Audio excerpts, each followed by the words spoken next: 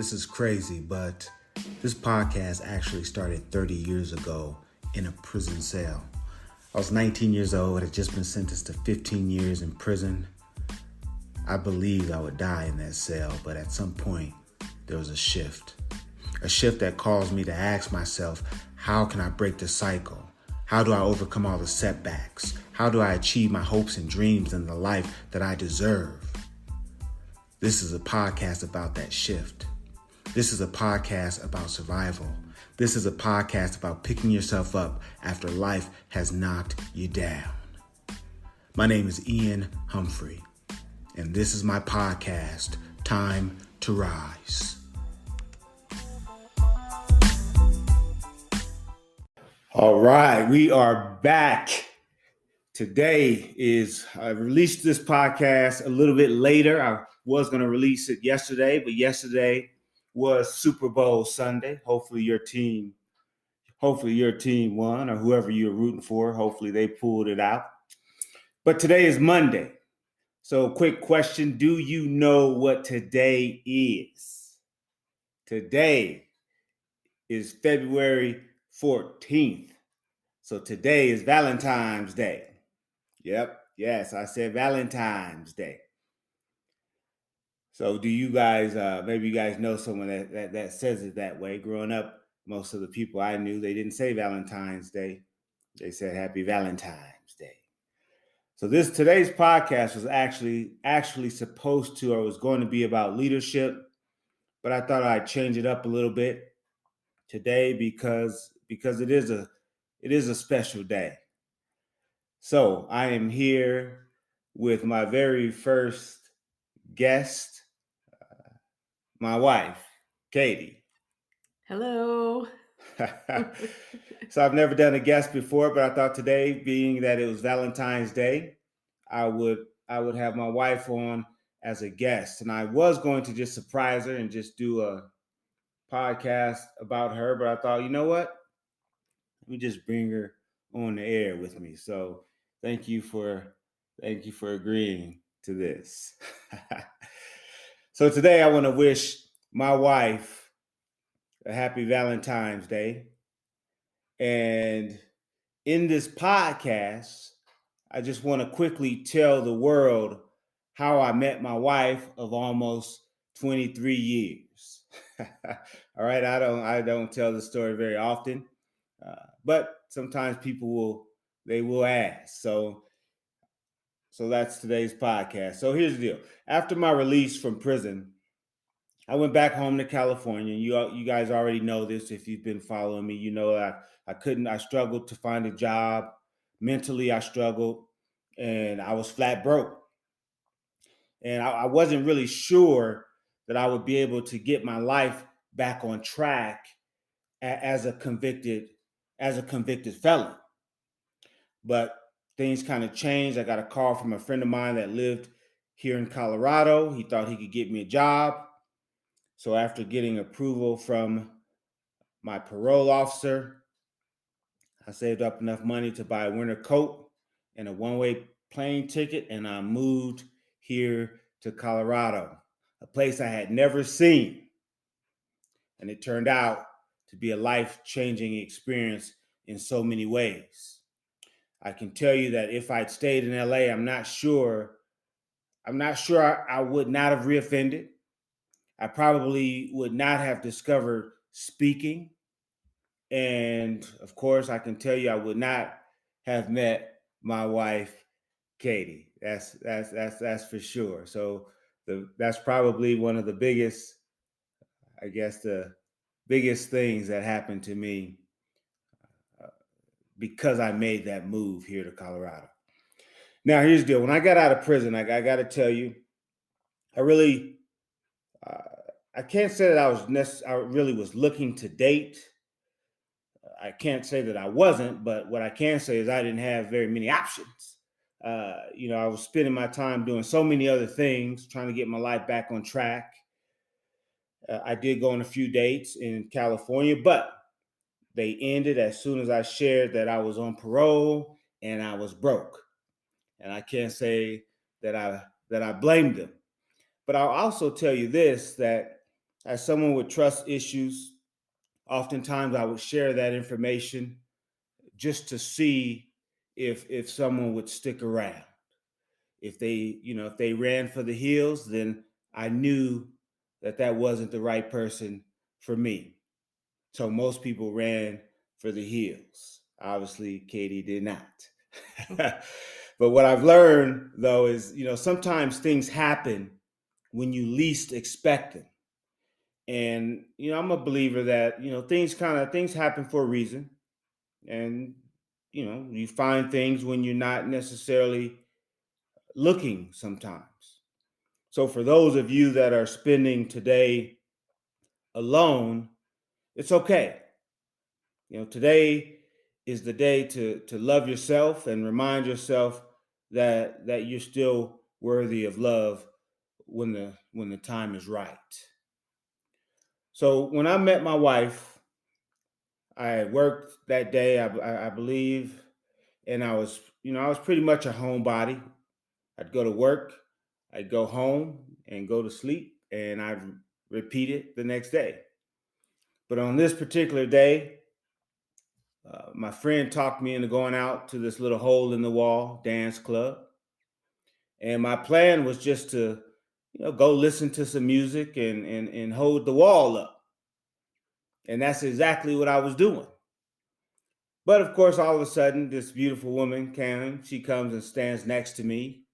I saw her, but I didn't really think much about it. I just kept minding my own business and listening to music. Then she bumps into me. She says, "Excuse me." I said, "No problem." Went on minding my business, holding the wall up, listening to the music. But she bumped into me a second time, a third time, a fourth time, a fifth time, and maybe even a sixth and seventh time.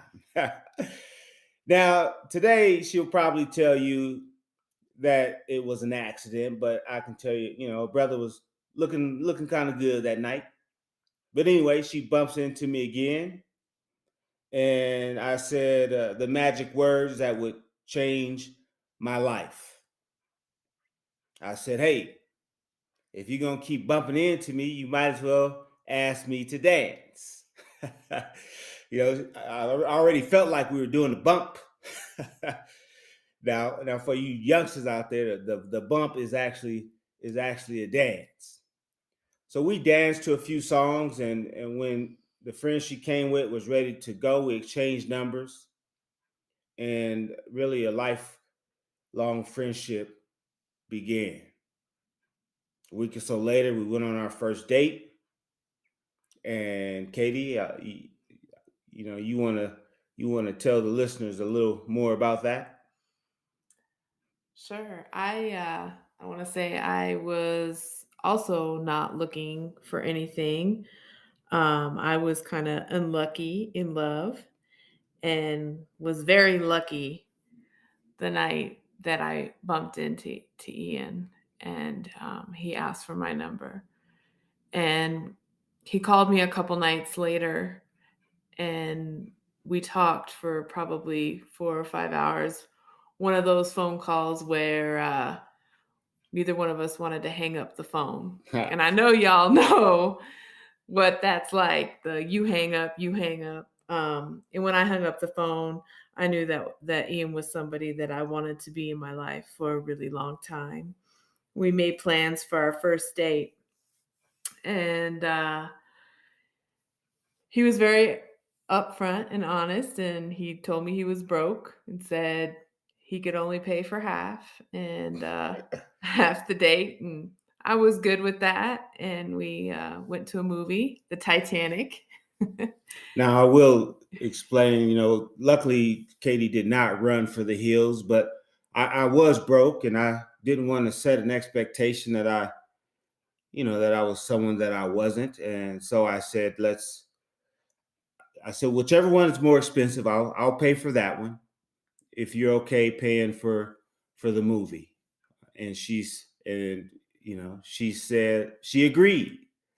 So, at that point I kind of thought maybe, yeah, maybe I might have a little somebody right here. We went on the date.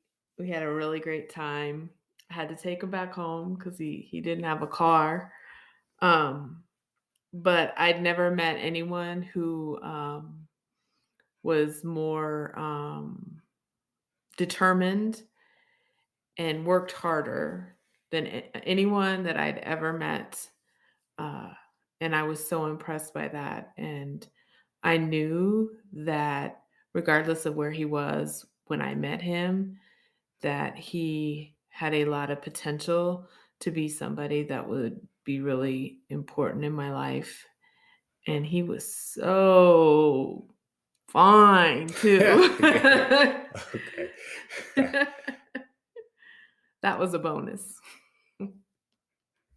So we went on that date, and of course, we had a good time. And like she said, I did not have a car at the time. I'm not exaggerating. I was broke, so I didn't have a car. A friend of mine took me. I was living in Fort Collins, which was a half an hour north of Denver, where Katie lived. So a friend of mine drove me down to meet Katie, and then she had to take me back home. This was, there was no Uber, no Uber back then. But she took me back home, which, of course, I appreciated that. And then we set up did we set up a second date after that, or? Yeah, you know what our second date was. Well, I'll let you go ahead and share that. In the spirit of today, our second date was on Valentine's Day, Yes, yes, it was Valentine's Day. and it was Ian's turn to plan the date. So here's my idea. Of course, as I said, I was didn't have a lot of didn't have a lot of money, so I figured I would have her over. I enjoyed cooking, so I said I'll just make dinner. Save a little cash and show off my cooking skills. So I think I made some baked chicken. I made some real beans. I think or something I put And in some rice. beans, Mhm. rice, and I'm gonna admit this because I think you're gonna drop the dime on me anyway. So we had dinner, and then I called myself gonna make a margarita, in the blender, which I didn't really know how to operate very well. So I put the mix into the blender, and I made the mistake. I didn't put the cap on tight enough, so when I hit blend, the cap flies off the blender. And Katie was not. She wasn't in the kitchen, and so she couldn't see me. So the cap flies off the blender, and I get this strawberry margarita mix all over my clothing. I'll let you tell them kind of what I had on when I walked around the corner. He had on all white jeans, white shirt, That's and strawberry margarita mix all down the front. right. You got to coordinate. Had on white jeans, white shirt. This was white jeans were popular. I'm not sure if I put on white jeans, I think my girls would demand that I change and put on something else. But I got the blender, or I got the strawberry margarita mix all over my pants, cleaned up. I went, of course, I had to change. And, we finished out the date, and Katie, she headed back to Denver. And, that was just the end of a good second date. And again, it was really the start of what I like to say a lifelong friendship. Of course, we continue dating. I won't go into much more of that story unless Katie wants to, but we continued dating. And of course, we were married 23, 23 years ago, this August. But here's what I'll say, because being married to me is not. I can tell you it's a chore, I'm sure. I'm not a very easy person to be married to. I came when I met Katie, I was on parole. There was a lot about life that I was trying to figure out. But Katie took a chance on me. And what I didn't know is, when some of the people that I told that ran for the hills, when I told them that I was on parole, what they didn't know is I knew in my mind, I said, the person that accepts me for who I am, uh, I'm going to do my best to give them the world and to make them happy. And Katie did not run for the hills. And I've done my best. It hasn't always been perfect. No relationship is. But I've done my best to make her happy. And, you know, uh, come August for our anniversary, I don't know, it's going to be, I can't believe that it's been 23 years. But what I want to share with you is just simply because it is Valentine's Day, and Katie will tell you this, I'm not a super emotional person. But when I think about my wife and when I think about what I love most about her, some of the things are, she's patient. She's very patient. She has to be with me. She's kind. She's understanding. And I can say without a doubt that she has made me a better man and a better person. And not only that, she believed in me when all I had to my name was potential. And you don't meet a lot of people like that in your lifetime. So I consider myself lucky. Uh, I had nothing when I met her. And she understood that. She saw my potential.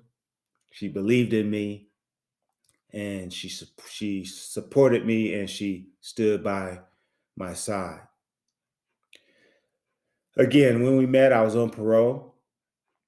I was working at a grocery store as what I call a fresh goods compartmentalizer, actually known as a grocery sacker or bag boy. But I had a dream to become something special. I had a dream of trying to turn my life around and make it something beautiful.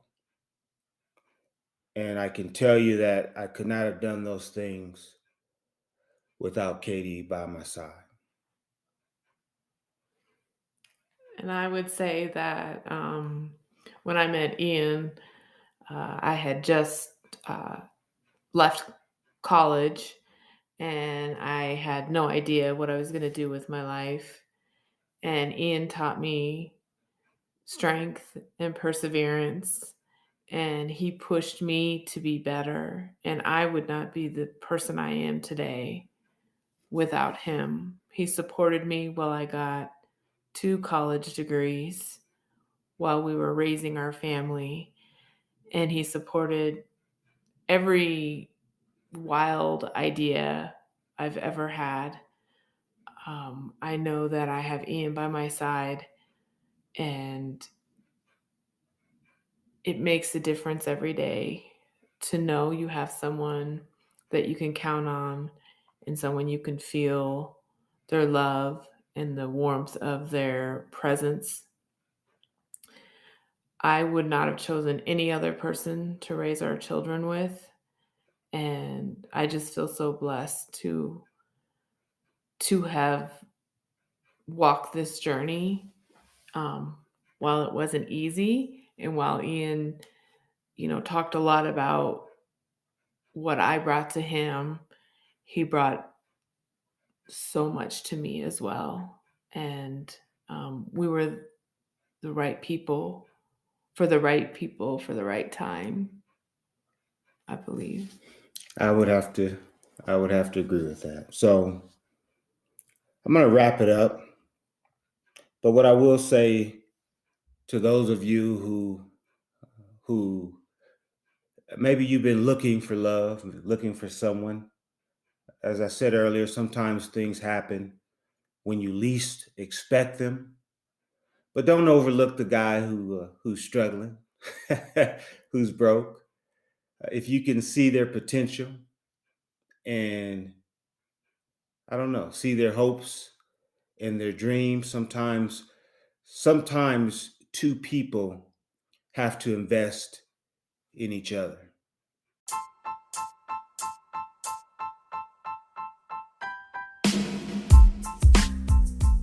So with that being said, happy Valentine's Day. Thank you for listening. And no matter how many times life knocks you down, I hope that these messages serve as a reminder that it's not about the knockdown, it's about the get up. And now, right now, is the time to rise. My name is Ian Humphrey. I don't care if you remember my name, as long as you remember my message. Thanks for rocking with us.